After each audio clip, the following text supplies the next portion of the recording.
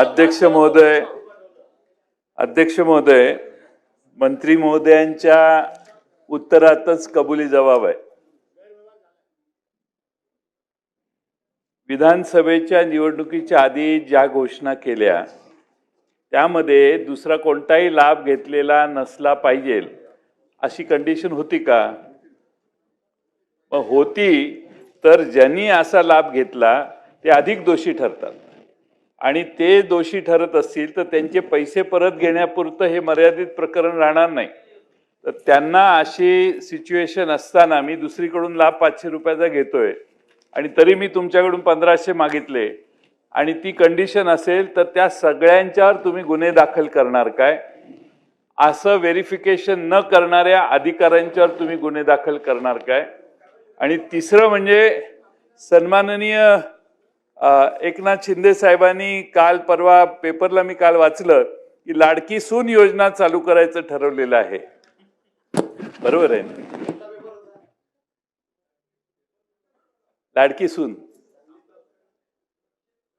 सुरक्षित सून, सॉरी मी लाडकी, आता लाडकं काय इलेक्शन असल्यामुळे लाडकं काय करायची गरज नाही, तर सुरक्षित सून अशा योजनेचा समावेश, बरोबर आहे।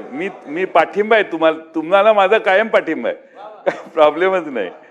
त्यामुळं अशी नवी योजना करण्याच्या आधी अशा कंडिशन्स करा। पण पहिला प्रश्न माझा जो आहे की ज्यांनी असा चुकीचे फायदे घेतले, पुरुषांची नावं देऊन, तुम्ही आता काय म्हणताय केवायसी करतोय, केवायसी त्यांना अप्रूव्ह करण्याच्या आधीच तुम्ही करायला पाहिजे होतं।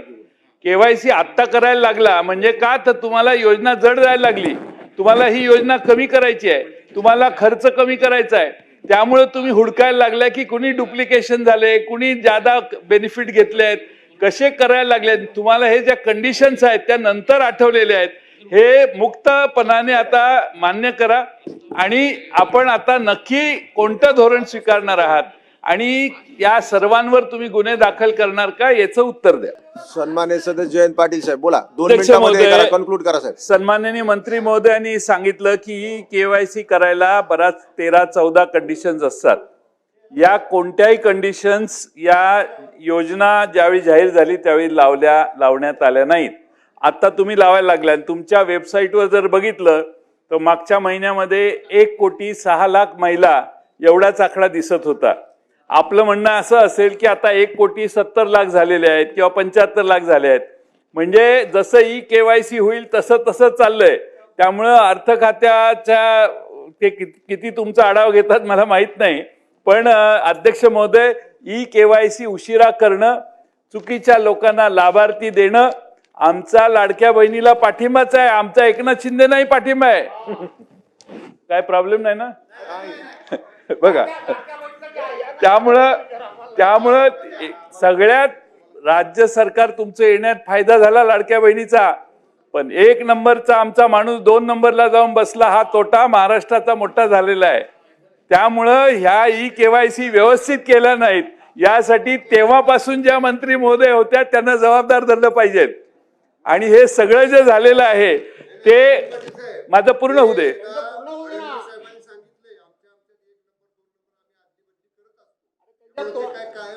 अध्यक्ष महोदय, एकनाथ शिंदे साहेब असल्याच लोकांनी तुमचं नुकसान केलेलं आहे। एकनाथ शिंदे साहेब असल्याच लोकांनी तुमचं नुकसान केलं, तुम्हाला ते सारखं समजावून सांगतायत, काय हरकत नाही।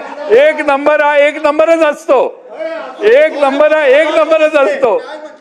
2 नंबरला चंद्रकांत बाबा काय बोलले, ठीक आहे, 1 नंबर 2 नंबर बद्दल ते जरा बघू आमचं 1 नंबर काय? अरे तुम्ही एकनाथरावांची माणसं एकनाथरावांबद्दल बोला।